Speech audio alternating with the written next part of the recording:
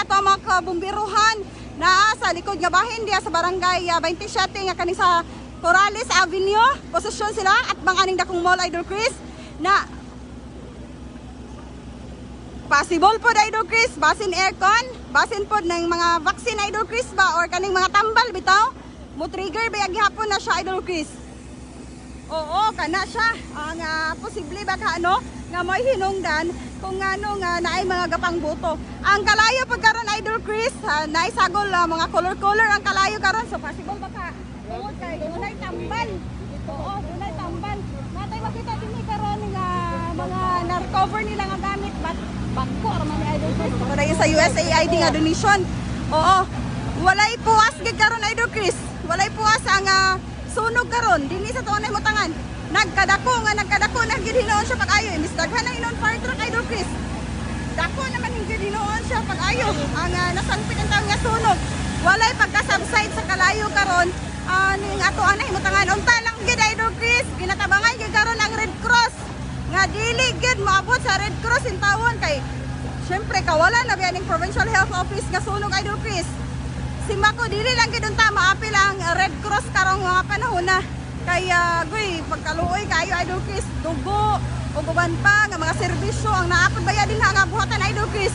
Oo, so ato lang gini nga pinuon pud karon ang dugang paniini nga mga sitwasyon sa tunay motangan kay ang sunog Idol Chris ni paubos na. Uy, nasa ubos. Wala na. Katong building Idol Chris, ang iyahang, oo, second floor taman. Mura bitaw siya Idol Chris o whole building na ikaron. Yes, God.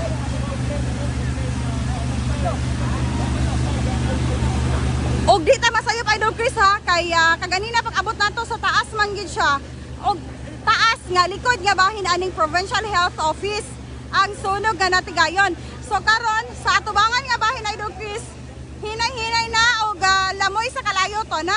Kusog kayo Idol Chris. So katong gingon ni Ma'am kaganina, taga Provincial Health Office man kato siya Idol Chris. Matuwa na to nakuha iyang pangalan. Matod pa niya nga ang vaccine naa sa ubos.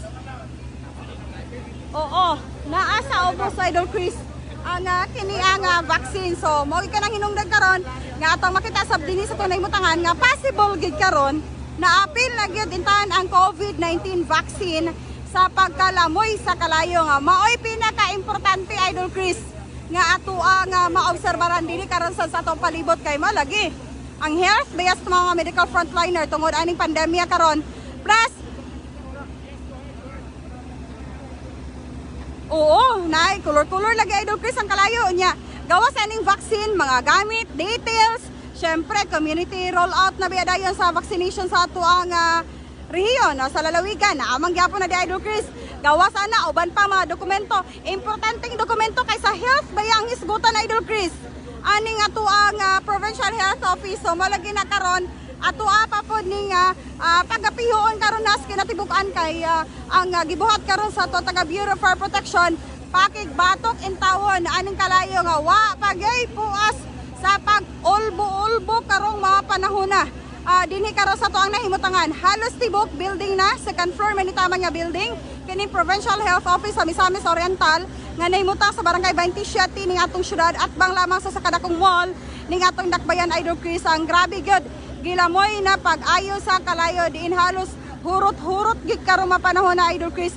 Kini raging atubangan nga bahin kani bitaw na ay nakatatak nga Miss Art ka, secure ka, mura bitaw ka nang kumusulod ka, diha ka mag-foot bath, diha ka manghugas sa imong kamot, diha nga area Idol Chris ato makita nga mo ay nahabilin karon nga naapa pero ang whole building karon sa Provincial Health Office sa lalawigan sa Misamis Oriental ang grabe gid in tawon karon.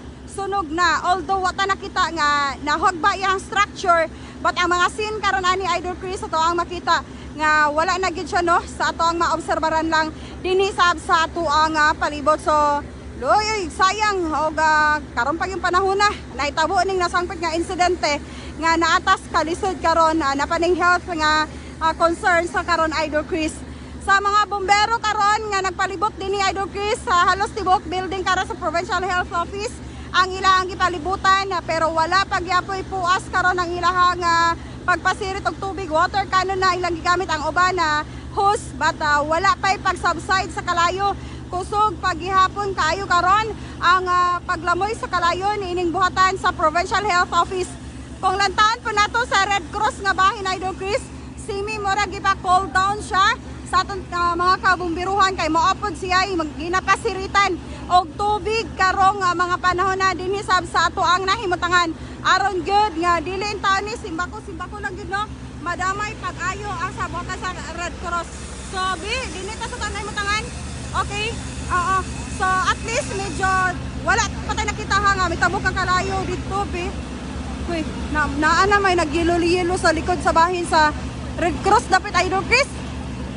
Be, hatong lion be.